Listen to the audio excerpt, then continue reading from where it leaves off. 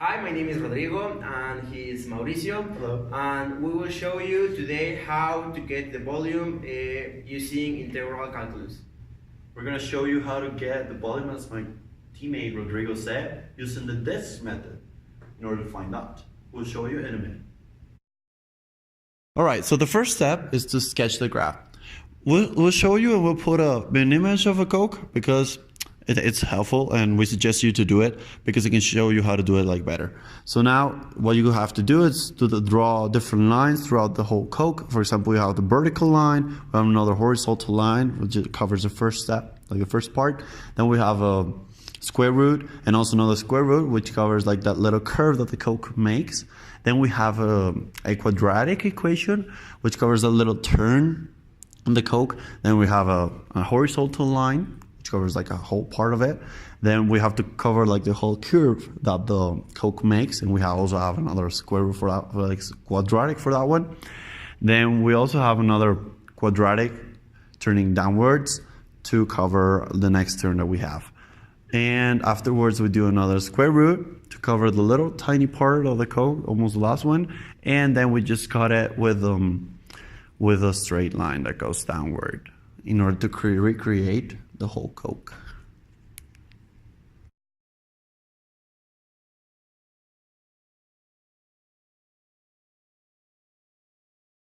So the formula for the disk method is the volume is equal to pi times the integral with two limits, the a and b, from b to a.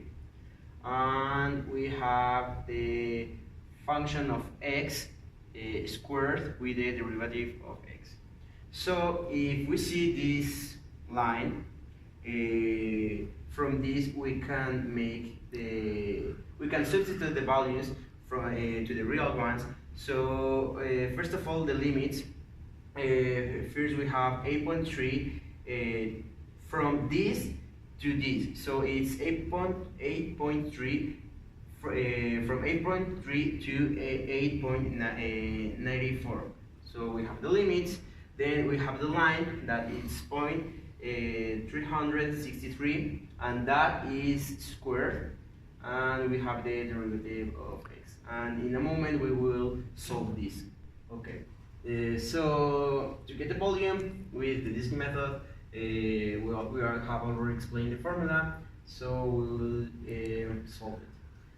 First, you need to square the graph. Here's the graph, so I already squared. Here's the result. Then you have to integrate it. Here's the result of that. Then you will have to substitute the x with the values, with the limits. Then you will have to do the addition or the subtraction of the limits, and here's the results. Then you will multiply this times pi, because remember you have a pi here, and this is your final result for your first volume. You need to do this for every graph you have, and then you will add all the volumes you have, so you will have the whole volume of your whole object or graph.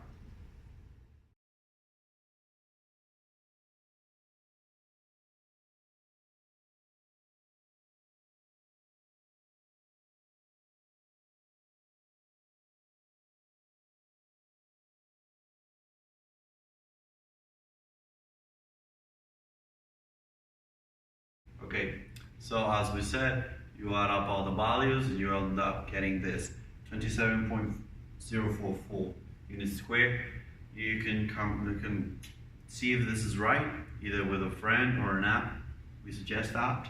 And well, we got this, though it is not the same volume that a normal Coke would have.